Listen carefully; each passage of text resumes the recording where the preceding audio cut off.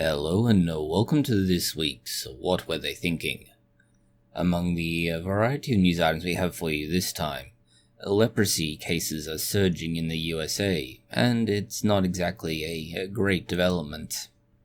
The FDA has outlawed ingredients that are found in soft drink and soda that are otherwise prohibited in just about every other country. An example of why experts, when they speak out in non-peer-reviewed publications, should not necessarily be trusted, particularly given claims by one that Coca-Cola is better for you than dairy products.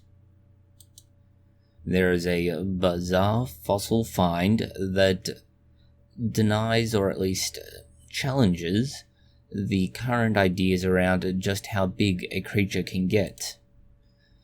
There is a exception to the physics rule that has been discovered over 200 years, and the interstellar signal we thought we were receiving might actually have been interference caused by passing traffic. The timestamps for these and other news items can be found in the description box below. We'll start with leprosy. And if you've ever seen any kind of religious special, you'll know that Jesus had a tendency to cure people with leprosy. If you've ever seen any Monty Python movies, you probably know that the people who were cured by Jesus were rather put out by this, as they happened to lose their job.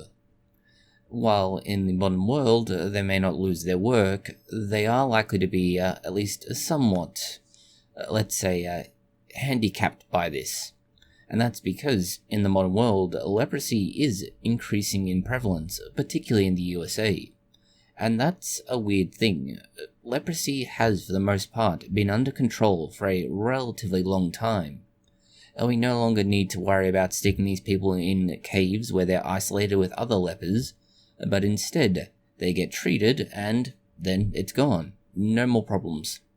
So why is it coming back, and why is it coming back with something of a vengeance? The first answer to that question is, it's coming back in a particular area, Florida.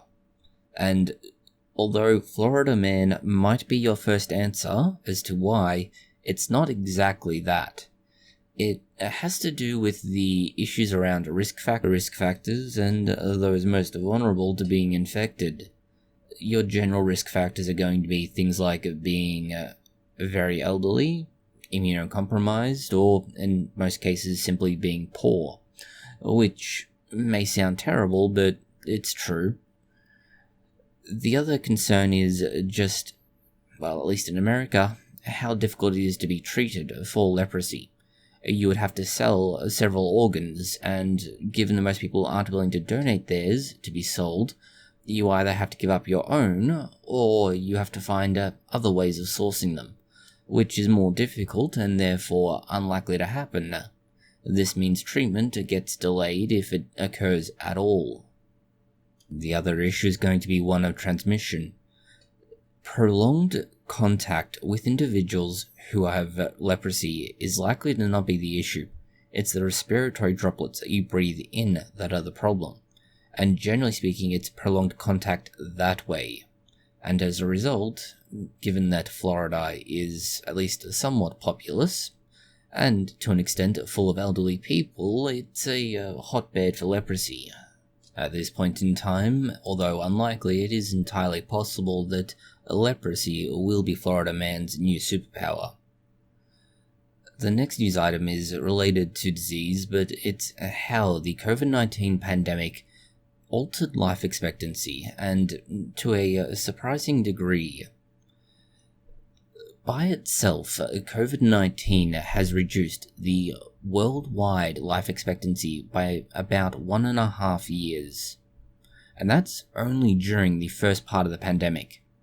That means within the first 24 months of COVID-19, we lost as a population 1.5 years of our life. It is noteworthy that these numbers are based on a global scale, and therefore there are outlier countries that have artificially inflated the numbers or deflated in other cases. As a result, although it is true, it needs to be taken with a considerable amount of skepticism when applied to any one local area or country. In terms of local areas or countries, the USA has one weirdness with its drinks and beverages. They've been allowing an ingredient that is otherwise not allowed in just about every other jurisdiction in the world to continue to be used, but the FDA has finally gotten around to making it illegal. It's a citrus flavoring that helps to drastically alter the flavor, at least for those who are connoisseurs of citrus-flavored drinks. And now it is banned. It's a vegetable oil that is known as BVO, or more specifically, it's a modified vegetable oil. The role BVO, or brominated vegetable oil, has is to prevent the flavoring that is responsible for the citrus tang in various beverages from separating from the rest of the drink and therefore floating to the surface. And by using it, it emulsifies it and allows it to mix and stay mixed within the drink. The good news for those who drink soft drink, soda, or pop if you so wish to call it, is that most of the major manufacturers of these have already begun to phase out the BVO. They've instead replaced it with alternative products that are not yet known to cause issues. In terms of things that you're going to be consuming, less focusing on drink and more on food, we have a new TikTok dieting fad. TikTok is not where you go for any kind of health advice.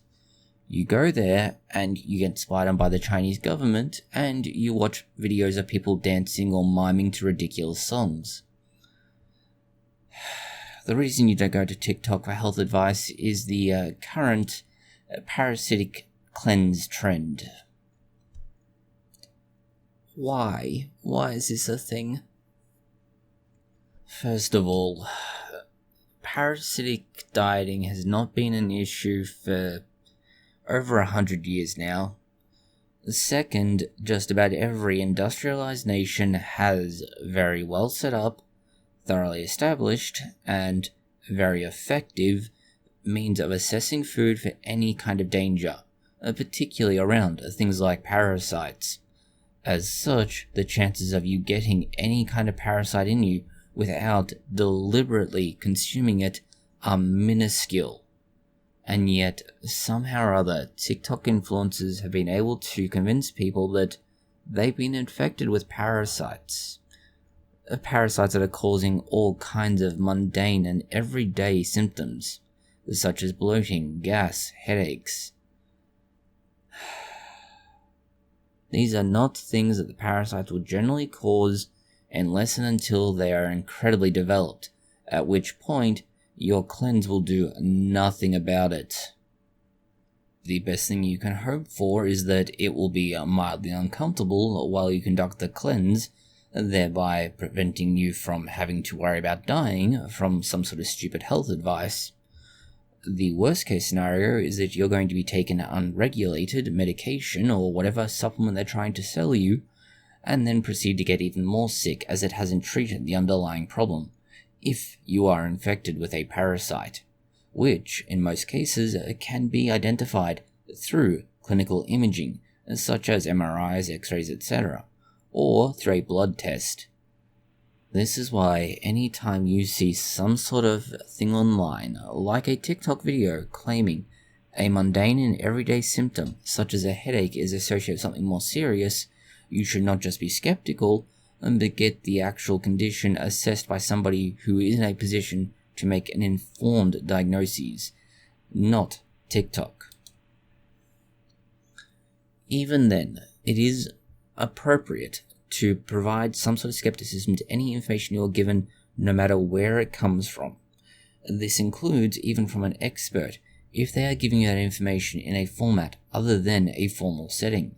And this is none better demonstrated than Dr. Michael Greger, who is an expert of a kind, but who was also providing claims that Coca-Cola is better for you than dairy.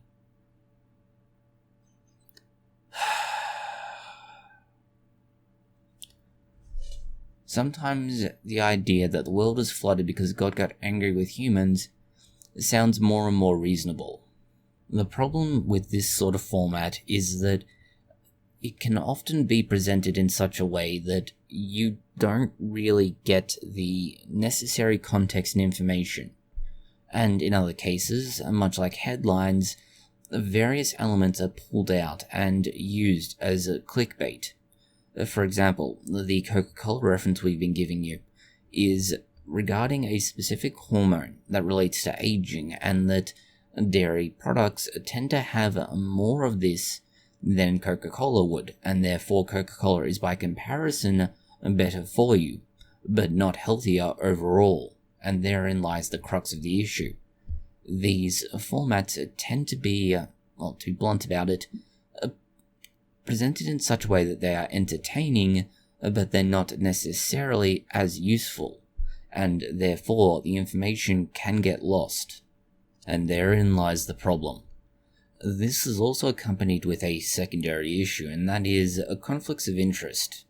In this case, the person speaking on this, Dr. Michael Greger, does have a certain conflict of interest. Not necessarily conflict of interest that would necessarily make his point invalid, mind you, but certainly a conflict. That is, they are the owner of a website called nutritionfacts.org. It's a free resource containing information, but specifically information on plant-based dieting. Therefore, to present a claim such as Coca-Cola is better than milk would be in support of plant-based products, such as oat milk, soy milk, and so on, rather than dairy products from cows, goats, sheep, etc. And as such, there is a certain conflict of interest there that doesn't really get picked up in these sorts of publications. Shifting to environmental news, and we have what is more interesting in its bizarre nature and very niche application. It is a court case involving Colorado ranchers and their efforts to tamper with rain gauges. Now, this might seem like an odd thing to do until you realize that the rain gauges they were tampering with have a direct impact on their ability to receive federal money in relation to crop subsidies.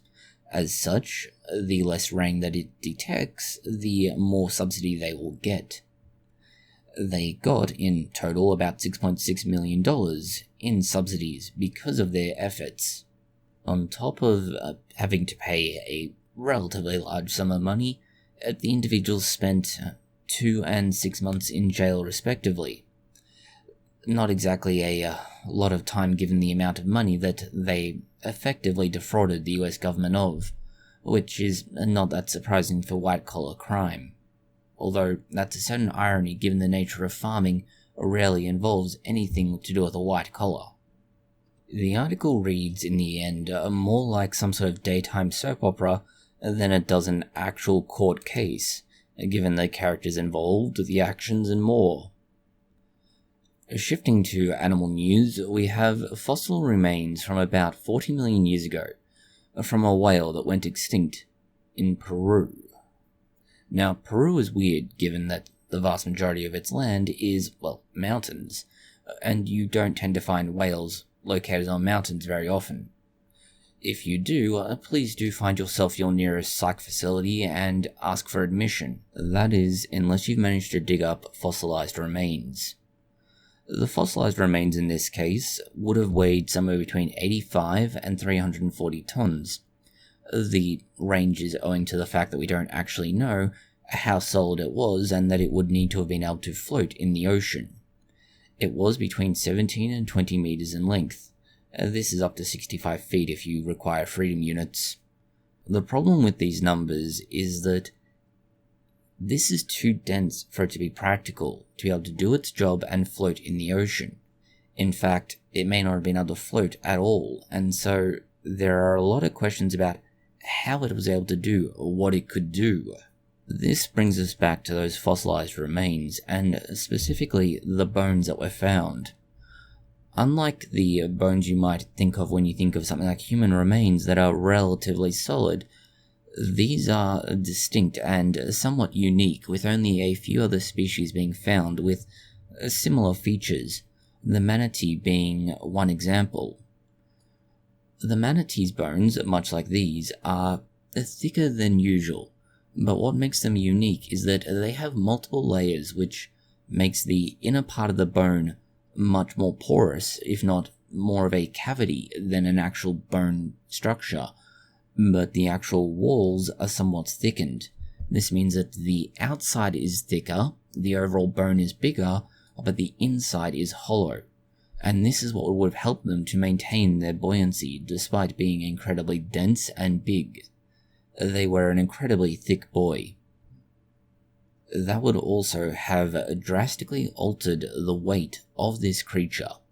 It would have brought it down to somewhere between 60 and 70 tons, which is significantly less than the low end of what its body weight was thought to be beforehand, up to 15 tons lower than the bottom end of the previously estimated amount, and arguably up to 25 tons.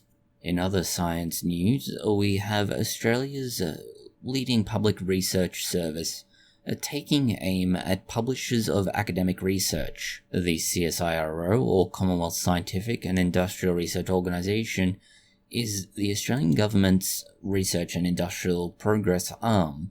They're responsible for a lot of developments in Australia, for example, Wi-Fi.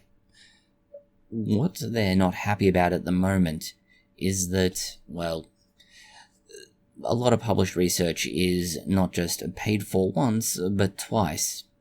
Once to actually have the research published by the publisher. Then you need to pay a second time to access that research, even by the same people and institutes that wrote the article in the first place. Talk about double billing.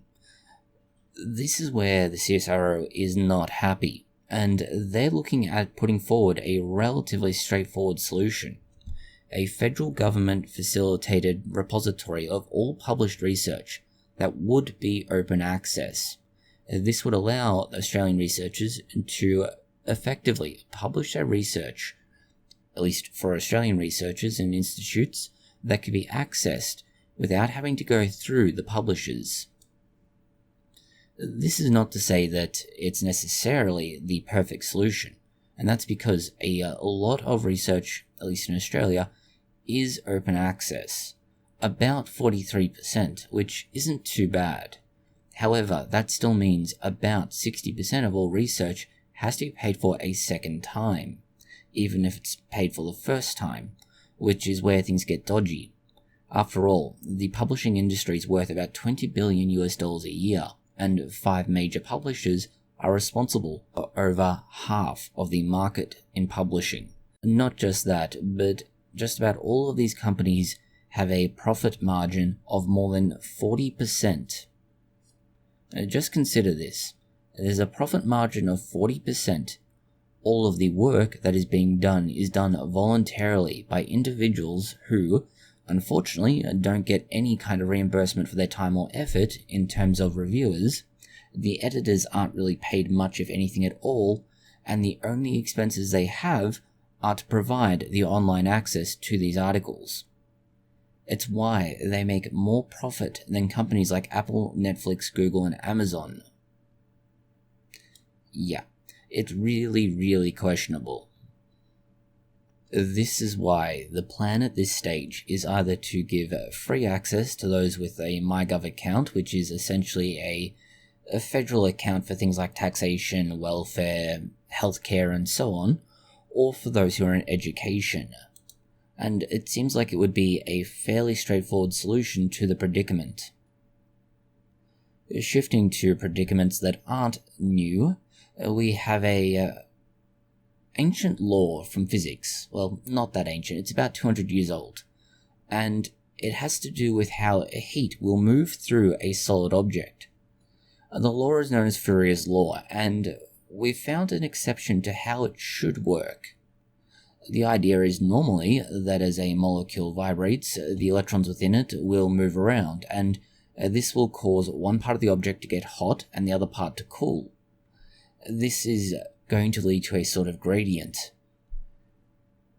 In some instances, though, this doesn't exactly work, or at least not at the nanoscale.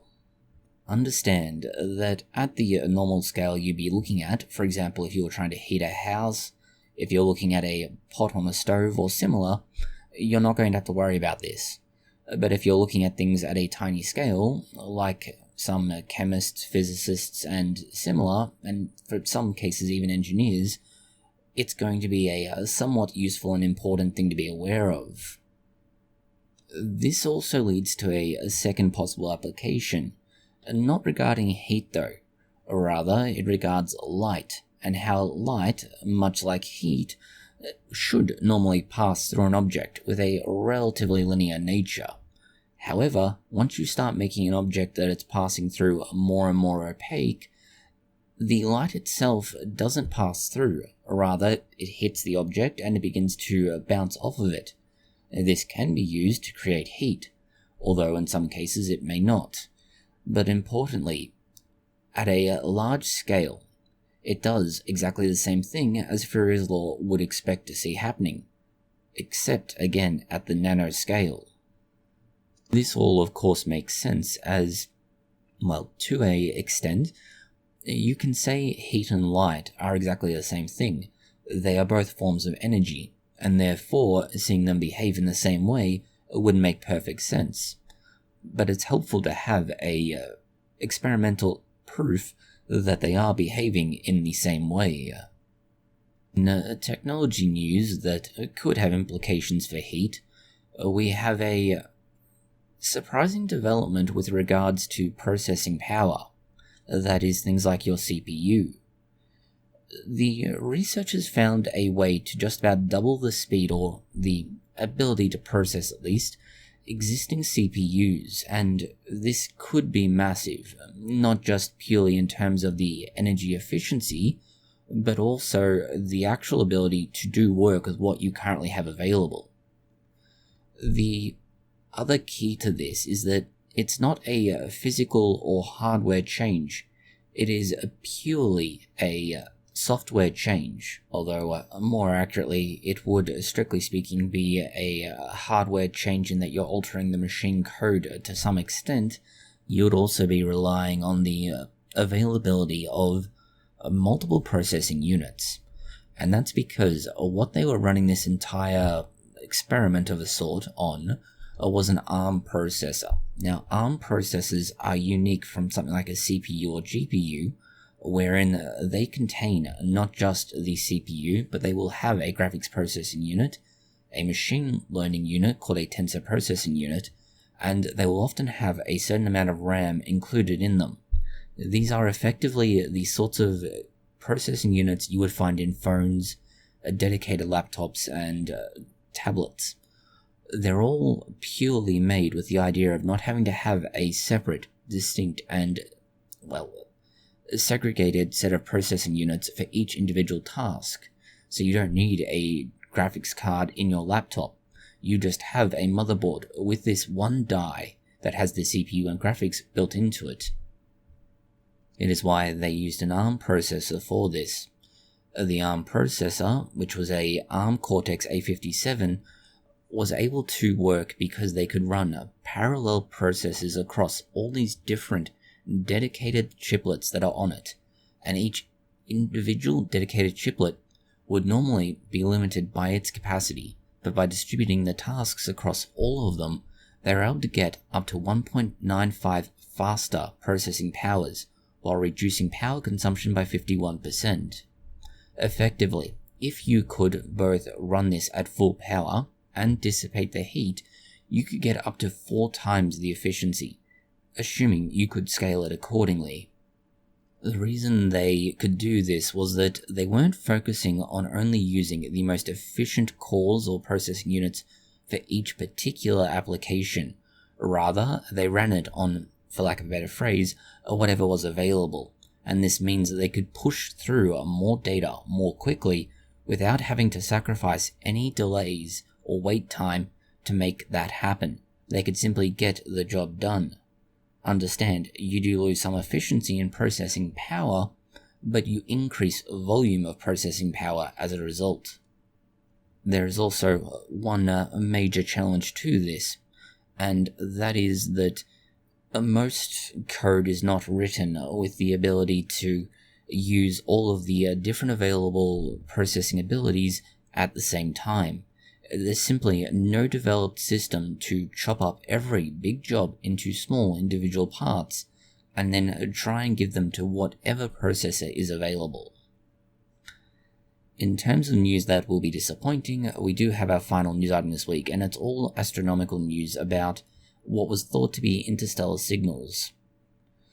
Last year, there was a lot of news and, to a certain extent, controversy about what was thought to be signals from an asteroid, or more accurately, a meteor, that was coming through our solar system. The thought was that the lump of rock floating in space was sending out signals, and, well, naturally, the History Channel had to immediately go, it's signs of aliens. No, it may not actually be signs of aliens, unfortunately. The meteor was being tracked using astronomical tools initially, and then seismic tools, once they thought it had landed on Earth. The problem is that the seismic data that was being monitored showed the meteor following a peculiar path. The peculiar path it was following matches almost perfectly to a road. And also, not just a road, but it follows almost perfectly the path a truck took as it went down said road at the time. But what gave this particular game away is that when they modeled the data was incredibly accurate.